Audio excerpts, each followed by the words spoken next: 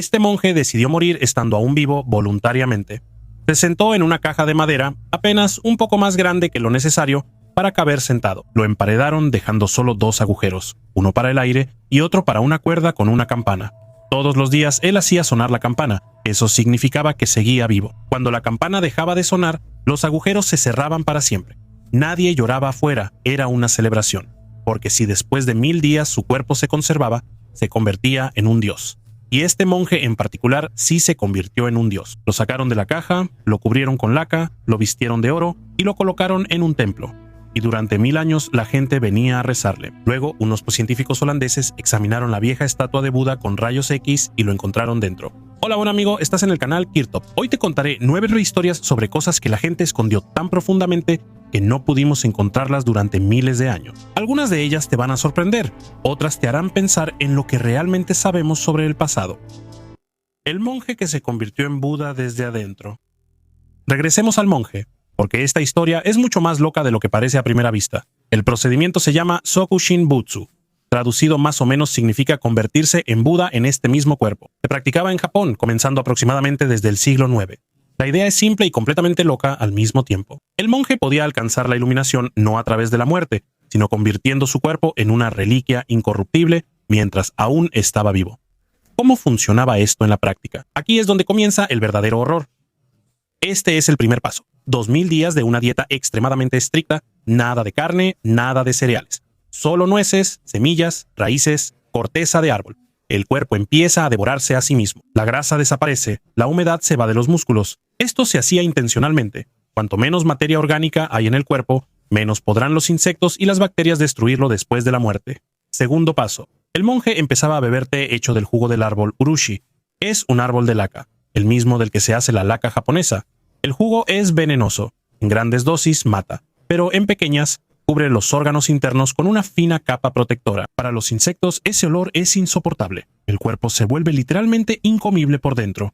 Tercer paso. La caja. El monje se sienta en posición de loto. Lo colocaban en un sarcófago de madera y lo enterraban o lo emparedaban. 2 tubos, uno para el aire, el otro una cuerda conectada a una campana. Cada día, un solo toque. Vivo. Cada día.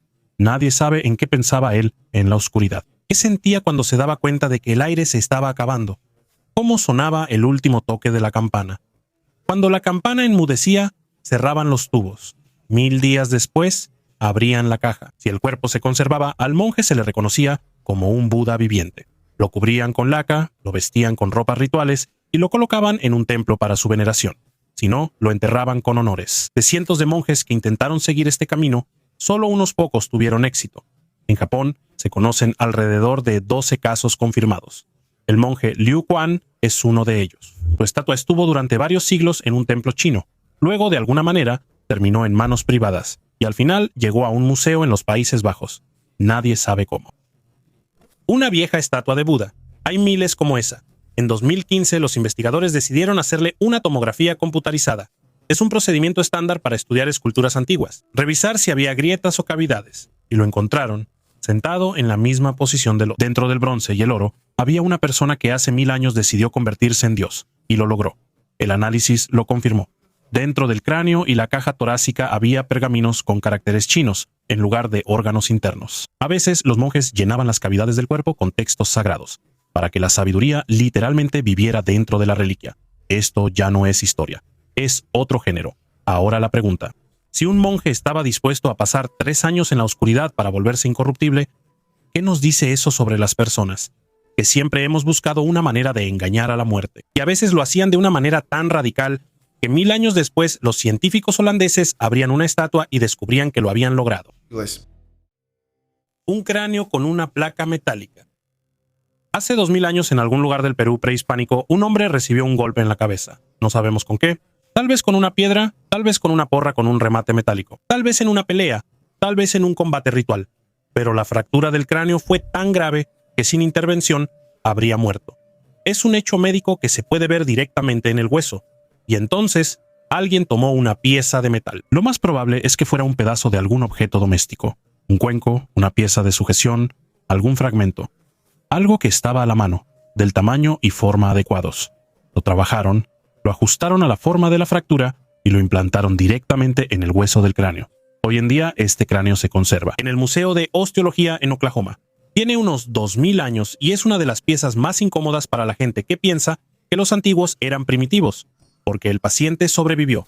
No es una suposición, está escrito literalmente en el hueso. Alrededor de la placa metálica comenzó la regeneración. El tejido óseo empezó a crecer alrededor del implante, a aceptarlo, a fusionarse con él. Es un proceso que toma meses. Eso significa que la persona vivió bastante tiempo después de la operación, lo suficiente para que su cuerpo se adaptara al pedazo de metal en el cráneo. Piensa en lo que eso implica en la práctica. Alguien hace 2000 años entendía que era necesario detener la hemorragia, cerrar la herida y fijar el hueso. Y lo entendía lo suficientemente bien como para hacerlo con metal y no matar al paciente por una infección, pérdida de sangre o shock por dolor. Es muy probable que hubiera anestesia. La coca era conocida en Perú, algún tipo de asepsia y tratamiento de la herida, sin duda. Esto es neurocirugía, y en el primer siglo de nuestra era, sin hospitales, sin educación, sin libros de texto. Por cierto, la composición del metal aún no se ha determinado con exactitud. El representante del museo lo reconoce. Las investigaciones continúan. Puede ser cobre, puede ser una aleación. Pero incluso sin saber la composición, sabemos lo principal. Funcionó. Ahora, la segunda característica de este cráneo es alargado, deliberadamente extendido. No es una enfermedad, no es una anomalía, es una tradición. En el Perú prehispánico se podía identificar literalmente a la élite de la sociedad por la forma de su cabeza. A los niños desde su nacimiento les vendaban fuertemente la cabeza con tablas especiales, y el cráneo gradualmente tomaba una forma alargada. Era un símbolo de estatus que no se podía falsificar.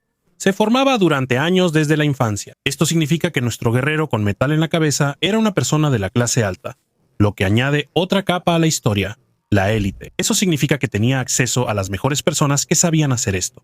Tal vez por eso sobrevivió, mientras que un soldado común con la misma fractura simplemente moría. La medicina hace 2000 años funcionaba bajo los mismos principios que ahora. Si tienes dinero y contactos, tus posibilidades son mejores. Algunas cosas no cambian. El primer perro. Hace 14.000 años era glacial. El norte de Europa está cubierto de hielo. La gente vive en pequeños grupos. Cazan. Se mueven constantemente siguiendo a los animales. No hay ciudades.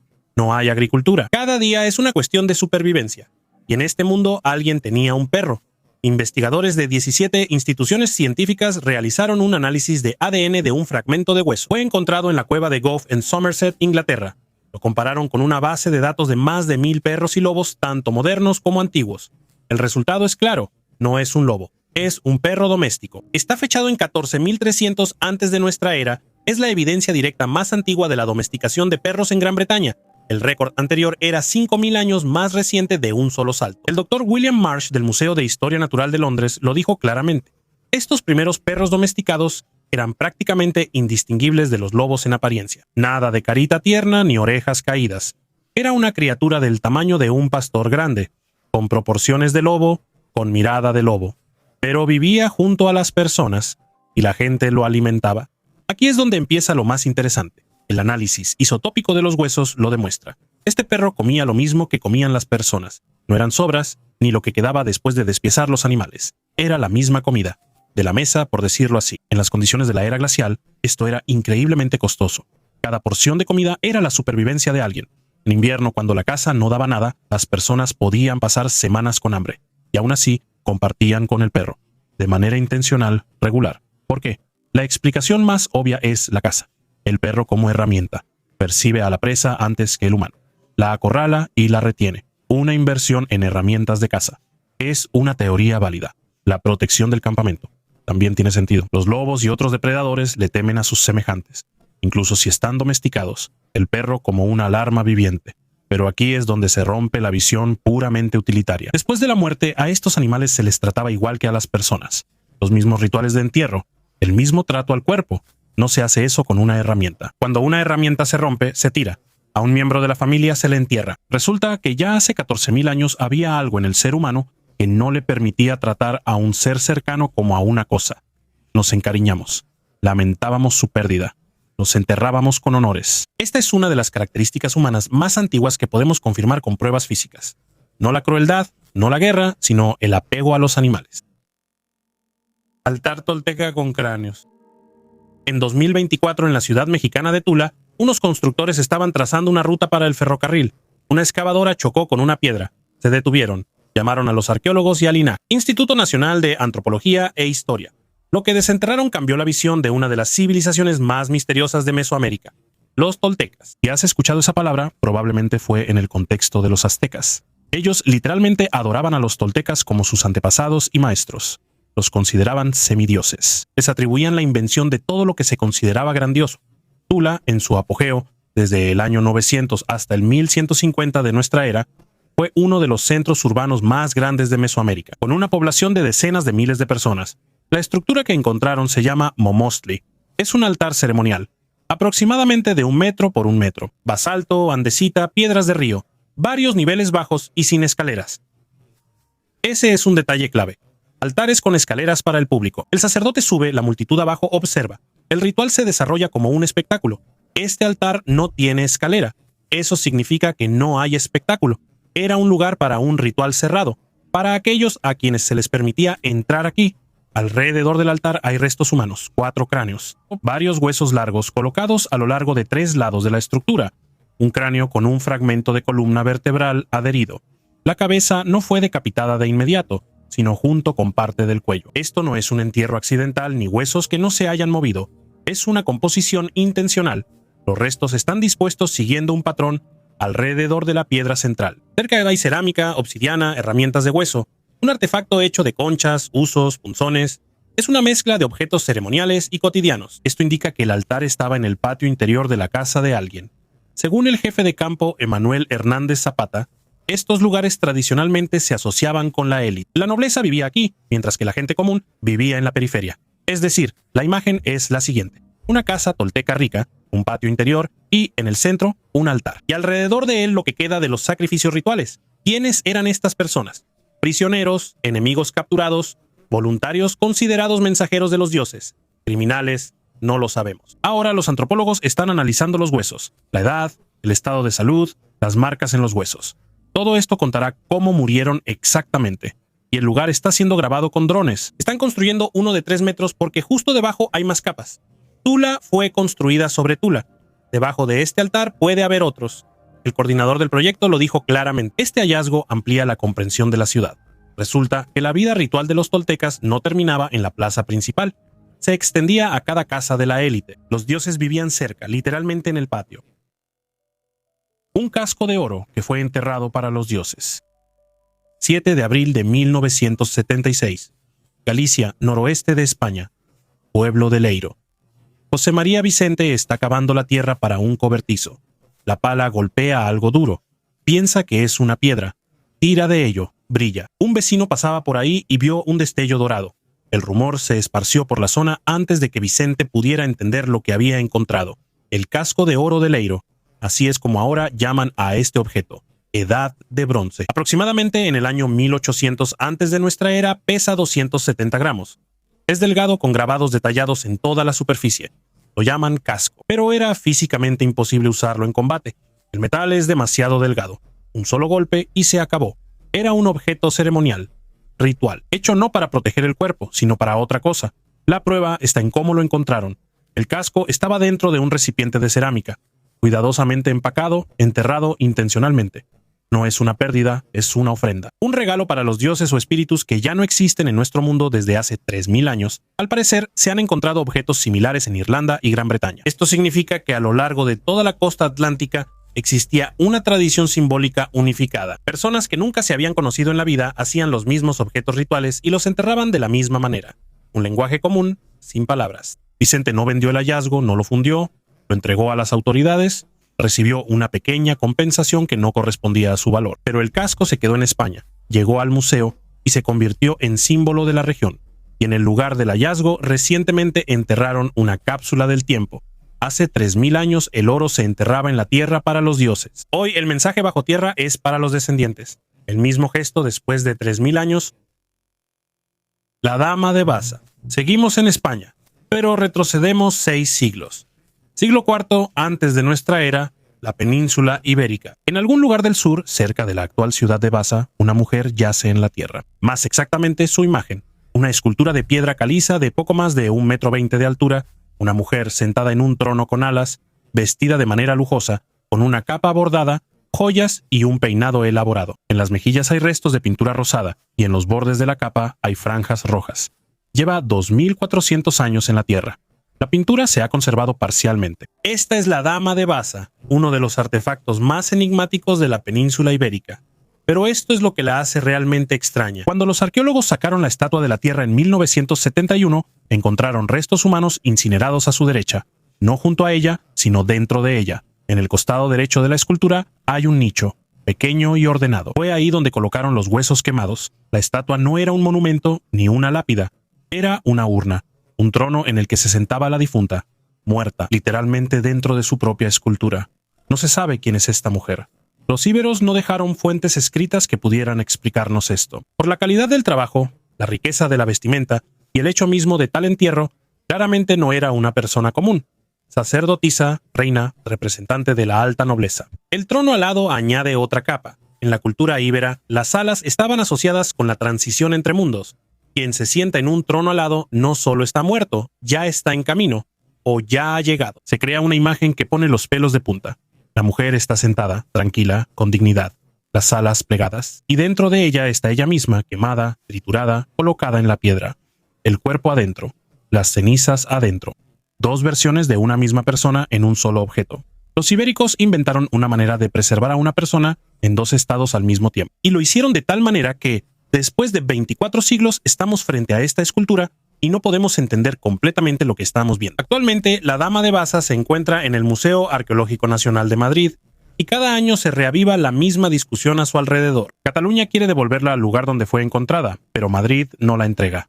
Incluso muerta, sigue generando conflictos. Algunas mujeres son así. Sarcófago sellado con plomo. Budapest, distrito de Óbuda. Trabajos de construcción comunes. La pala de la excavadora golpea una piedra. Sarcófago de piedra caliza, romano, ha estado aquí desde el siglo III después de Cristo, casi 1700 años. La mayoría de las tumbas romanas encontradas en esta zona han sido saqueadas, abiertas desde la antigüedad, volteadas, vacías. Esta no. La tapa está sellada con abrazaderas metálicas y cubierta con plomo fundido. Aquí deténganse un segundo. El plomo fundido no es solo una tapa. Para hacer esto se necesita fuego, herramientas, tiempo e intención. Alguien estuvo aquí, parado sobre esta tumba, pensando que nunca la abran. Es una decisión consciente. ¿Por qué? La explicación obvia es que era para protegerla de los saqueadores, pero los sellos de plomo son extremadamente raros. Eso significa que había algo adentro que la familia consideraba importante conservar, o importante no dejar salir. Cuando los arqueólogos del Museo Histórico de Budapest finalmente abrieron el sarcófago, encontraron un esqueleto completo, una mujer joven, y junto a ella, dos vasijas de vidrio intactas y unas figurillas de bronce, unas 140 monedas, una joya de ámbar, una horquilla de hueso para el cabello, y restos de tela bordada con hilo de oro. Imagínate, la tela se desintegró por completo en 17 siglos, pero el oro permaneció. Los finos hilos entretejidos en la ropa con la que la enterraron sobrevivieron al Imperio Romano, la Edad Media, 2 guerras mundiales, y esperaron hasta la llegada de las excavadoras en Budapest.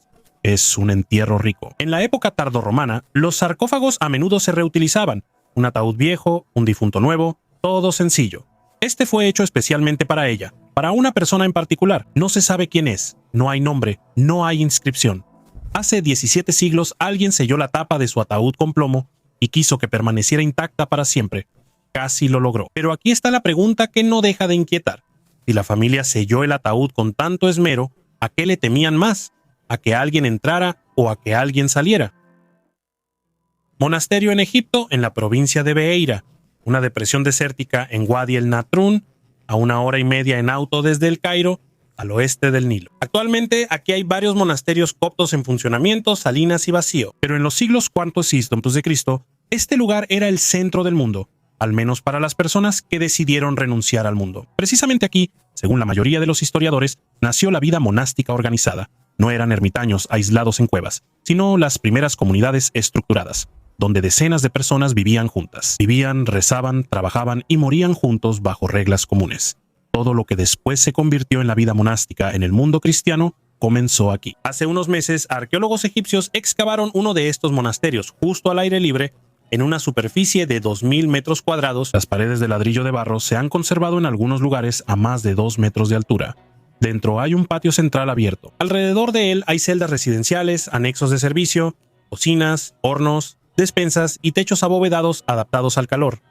La arquitectura es simple e inteligente al mismo tiempo. Todo está pensado para el clima, para la comunidad, para la vida. En las paredes hay yeso blanco. Sobre el yeso, frescos, cruces, palmeras y patrones geométricos. Y hay inscripciones en copto con los nombres de los monjes y oraciones. Es un detalle importante. Dejaron sus nombres. Estas personas que voluntariamente se alejaron del mundo, renunciaron a sus bienes, a su familia y a su futuro, escribieron sus nombres en la pared como si quisieran que alguien, algún día, los leyera. Los leímos después de 1500 años. Dentro del monasterio encontraron tumbas. Los monjes enterraban a los suyos justo aquí, en el espacio donde vivían. El difunto seguía siendo parte de la comunidad. No lo sacaban fuera de los muros, no lo llevaban a un cementerio aparte, se quedaba entre los vivos. Para la gente moderna esto suena extraño, pero la lógica es comprensible. En un mundo donde la muerte no es el final, sino una transición, la frontera entre los vivos y los muertos no es tan estricta. Simplemente vivían juntos. Y esto es lo interesante de este hallazgo en general. Conocemos el monacato por los textos, por las reglas, por los tratados teológicos. Todos ellos cuentan cómo debían vivir los monjes, pero aquí vemos cómo vivían en realidad. Cocinas, hornos, despensas, todo compartido, habitaciones pequeñas, un patio donde probablemente se reunían por la mañana. El faraón que fue olvidado.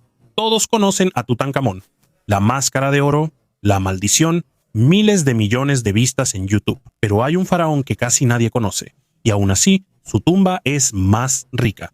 Susenes primero gobernó Egipto aproximadamente desde el 1047 hasta el 998 a.C., un periodo que los historiadores llaman cortésmente el periodo tardío, cuando el gran imperio ya se estaba desmoronando, el poder se dividía entre los faraones y los sacerdotes, y de la antigua grandeza solo quedaban recuerdos. Y este faraón de la época de decadencia yacía en un sarcófago de plata, no de oro, sino de plata. Para una persona moderna, la diferencia no es obvia, pero en el antiguo Egipto todo era al revés. El oro se extraía en Nubia, había relativamente mucho. La plata no se encontraba en Egipto en absoluto. La traían de lejos, a través de cadenas comerciales que se extendían por todo el Medio Oriente. La plata era una rareza. La plata era un lujo que costaba más que el oro. El sarcófago de plata de Susenes no es solo un objeto bello. Es una demostración de riqueza que, en el contexto de su época, supera a la máscara de oro de Tutankamón. La tumba fue encontrada en 1940 en Tanis. El arqueólogo francés Pierre Montet abrió una sepultura intacta. Intacta es la palabra clave. La mayoría de las tumbas egipcias fueron saqueadas en la antigüedad. Esta no. Todo quedó en su lugar. Joyas, vasijas, ajuar funerario. Porque nadie sabe de él. En parte, por mala suerte con la fecha. Montet anunció el descubrimiento en mayo de 1940, el mismo día que las tropas alemanas comenzaron la ofensiva contra Francia. Los periódicos del mundo escribían sobre otra cosa. La noticia sensacional se ahogó entre los informes de guerra y nunca volvió a salir a la luz. Así funciona la historia. Tutankamón fue descubierto en tiempos de paz y se convirtió en un ícono. Susenes fue descubierto al inicio de la Segunda Guerra Mundial y permanece en el anonimato. Su sarcófago de plata se encuentra ahora en el Museo Egipcio del Cairo, en el mismo edificio que la máscara de oro de Tutankamón. Las filas para ver a Tutankamón son largas, pero casi nadie va a ver a Susenes. A veces no basta con ser más rico, también hay que elegir el momento adecuado. Carta de Carter. Howard Carter descubrió la tumba de Tutankamón en 1922. Eso lo sabe todo el mundo. Lo que no todos saben es que él odiaba al hombre que lo hizo famoso. La historia es así. Noviembre de 1922, el Valle de los Reyes. Carter abre la puerta sellada y mete una vela por la rendija. Lord Carnarvon está junto a él y pregunta, ¿ve algo? Carter responde, sí, cosas maravillosas. Este es uno de los momentos más citados en la historia de la arqueología. Y detrás de ellos hay alguien más, una persona, Arthur Weigel, egiptólogo, periodista, un hombre con gran olfato para las noticias sensacionales. Él observa cómo Lord Carnarvon entra a la tumba de buen humor y dice en voz alta, lo suficientemente fuerte como para que todos lo recuerden. Si sale con el mismo ánimo, no le quedarán más de 6 semanas de vida. Unas semanas después, Carnarvon muere. Una picadura de mosquito, una infección en la sangre, una muerte común para Egipto en esa época. Pero Weigel ya había escrito un artículo, luego otro, y después un libro sobre la maldición de Tutankamón. Era su producto, su marca. Cada muerte posterior en el entorno de la expedición se convertía en una nueva prueba. Los periodistas de todo el mundo lo difundieron. La historia se volvió más grande que la propia tumba. Carter todo ese tiempo guardó silencio públicamente. Solo decía que eso era una tontería, que la superstición es una amenaza para la ciencia, que todo eso son invenciones. Y lo que realmente pensaba se supo en 2024. Una carta manuscrita de 3 páginas apareció en una subasta en Boston, escrita en enero de 1934, 5 años antes de la muerte del propio Carter. Está dirigida a una tal Helen Lou Knight, en una hoja membretada con la dirección de Kurna, Luxor, Egipto. Carter escribe sobre la muerte de Weigel, quien falleció poco antes de la carta, y la llama una verdadera bendición. Literalmente un escritor inteligente pero astuto. Sus invenciones no tenían ningún fundamento y representaban una amenaza para la arqueología. Algunas de ellas probablemente fueron inventadas solo para provocar emoción momentánea y entretenimiento a costa de otros. Carter no está de luto, está contento. La carta se vendió en subasta por $16,643, varias veces más que el precio inicial. Pasaron 92 años. La carta estuvo en manos privadas, desconocida para todos, y luego salió a la luz y contó lo que Carter no pudo decir públicamente en vida. Eso es lo interesante. La maldición de Tutankamón sigue viva hasta hoy. Películas, libros y artículos siguen saliendo cada año. Y Weigel, quien la inventó, está olvidado. Carter, quien la desmintió toda su vida, está en los libros de historia. A veces la verdad triunfa, solo que lentamente. La segunda esfinge. La gran esfinge ha estado en Giza durante 4.500 años. En ese tiempo, miles de científicos, cientos de expediciones la han estudiado. Cada centímetro ha sido fotografiado, medido y descrito. Parecería que ya no hay nada más por descubrir ahí. Entre las patas delanteras de la esfinge hay una losa de piedra. Se llama la Estela del Sueño. Fue colocada por el faraón Tutmosis IV alrededor del año 1400 antes de nuestra era. En ella está la leyenda de cómo un joven príncipe se quedó dormido junto a las patas de la esfinge y ésta se le apareció en sueños. Límpiame de la arena y te convertirás en faraón. Tutmosis la limpió y así fue. Propaganda estándar, una jugada política común para legitimar el poder. Pero en esta estela están representadas 2 esfinges. El investigador italiano Filippo Biondi hizo una pregunta sencilla. ¿Y si no es simbolismo? ¿Y si es un plano? Su equipo realizó un análisis geométrico de la meseta de Giza, trazó una línea desde el centro de la pirámide de Jafra a través de la esfinge existente y la continuó más allá en la meseta. La línea llegó hasta una colina. 30 metros de arena endurecida nunca se había excavado. A nadie le interesaba. El escaneo satelital con radar mostró que bajo la colina hay una estructura que por su tamaño y contornos recuerda a la primera esfinge. Y eso no es todo. El escaneo de la primera esfinge es bien conocido. Debajo de ella hay 7 pozos de cámaras. Así que bajo la colina se observa una red similar. Pozos verticales, pasadizos horizontales que se adentran, casi reflejos en espejo. Biondi dice con cautela: este escaneo no es una prueba. Se necesitan excavaciones con geólogos, se necesitan verdaderos sondeos, se necesita tiempo. Pero la simetría entre los 2 objetos se vuelve cada vez más difícil de ignorar. Y eso no es todo. El mismo escaneo mostró que bajo la meseta de Giza, en general, podría haber un extenso complejo subterráneo. Biondi la llama una megaestructura subterránea, un sistema de pasadizos y cámaras que nadie ha visto. Tal vez desde la época de quienes la construyeron. ¿Qué hay ahí? Tumbas, un espacio ritual, una biblioteca de textos que cambiarán todo lo que sabemos sobre Egipto. Nadie lo sabe, ningún ser humano en la Tierra. Pero esto es lo importante de entender. Giza es el lugar más estudiado del planeta. Aquí han trabajado las mejores mentes de los últimos 2 siglos, y aún así, bajo 30 metros de arena común, podría estar sentada una segunda esfinge. Eso no significa que los arqueólogos hayan hecho un mal trabajo. Eso significa que el planeta sabe cómo esconder cosas, esconderlas bien y con paciencia durante milenios. China está perforando hacia el manto desde la Tierra. En 2026 salió del puerto de Guangzhou el barco Mengxiang. El costo fue de $470 millones. El objetivo es perforar la corteza terrestre por completo y por primera vez en la historia llegar al manto. Denme un segundo para asimilar la magnitud. Hemos enviado sondas más allá del sistema solar, fotografiado un agujero negro y pisado la luna. Pero aún así, nadie, ni una sola persona, ha sostenido jamás en sus manos un verdadero pedazo del manto terrestre. Todo lo que sabemos sobre lo que hay a más de unos cuantos kilómetros de profundidad son matemáticas, ondas sísmicas, modelos y datos indirectos. Una comparación sencilla. Una manzana, la cáscara es la corteza terrestre, la pulpa es el manto. Las semillas son el núcleo. En toda la historia de la humanidad, ni siquiera hemos mordido la cáscara. ¿Por qué hacerlo en un barco y no en tierra firme? Bajo los continentes, la corteza tiene un grosor de 30 a 50 kilómetros, es inalcanzable. Bajo el océano, solo de 5 a 7, es ahí donde está la frontera de Mohorovičić. El moho es el límite entre la corteza y el manto. Mengjiang apunta a 11 kilómetros bajo el fondo oceánico con 300 grados y una presión de 2000 atmósferas. La URSS ya lo intentó. El pozo superprofundo de Kola en 1970 en la península de Kola alcanzó 12.262 metros de profundidad. Sigue siendo el récord mundial hasta ahora, pero no llegaron al manto. A los 7 kilómetros esperaban encontrar basalto, pero hallaron granito saturado de agua caliente que no debería estar ahí. La temperatura resultó ser el doble de lo calculado. Las coronas de perforación se derretían. La columna de tubos, que pesaba 200 toneladas, se rompía bajo su propio peso. En 1992 todo quedó clausurado. Pero la lección más inesperada de Kola: en profundidades donde no podía haber vida, encontraron microorganismos vivos. Esto cambió por completo la comprensión de los límites de la biosfera. Menchian va hacia donde Kola no llegó, teniendo en cuenta todo lo que Thanos enseñó.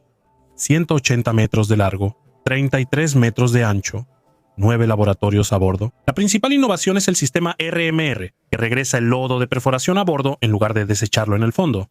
Sin él, las paredes del pozo a esa profundidad simplemente no se podrían sostener. ¿Para qué gastar 500 millones? En primer lugar, finalmente ver y no adivinar. El 99% del conocimiento sobre el subsuelo son datos indirectos, un testigo directo del manto, una muestra primigenia sin alteraciones, por primera vez en la historia. Además, los testigos almacenan el registro climático de decenas de millones de años, el diario del clima más largo del planeta. En segundo lugar, la vida. Kola encontró microorganismos donde no deberían existir. Muchos biólogos hoy en día creen que la vida no se originó en el océano superficial, sino precisamente en condiciones como estas, en sistemas hidrotermales de la corteza profunda. Si esto se confirma, sería la respuesta a la pregunta principal de la biología, y al mismo tiempo un argumento a favor de la vida en los océanos bajo el hielo de Europa, la luna de Júpiter o en los géiseres de Encélado. En tercer lugar, el dinero. Menzian combina la perforación científica con la exploración de hidratos de gas, el hielo combustible, metano congelado en el fondo del océano. Las reservas mundiales son de 20.000 billones de metros cúbicos. Solo en el mar de China Meridional hay 84 billones. Además, hay elementos de tierras raras en el fondo marino, sin los cuales no funcionan las baterías de los autos eléctricos ni la electrónica militar. El mercado vale billones de dólares. China quiere ser el primero. ¿Y no vamos a perforar la Tierra? No. Los pozos con un diámetro de menos de 30 centímetros no desestabilizan una placa litosférica de miles de kilómetros.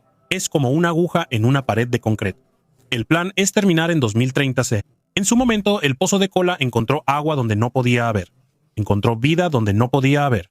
Menzian va 3 kilómetros más profundo que el fondo basáltico del océano. Para 2030 podríamos tener respuestas que cambien varias disciplinas científicas al mismo tiempo, o nuevas preguntas que, siendo sincero, son aún más interesantes. Susen, más rico que Tutankamón, simplemente no tuvo suerte con la fecha de su descubrimiento.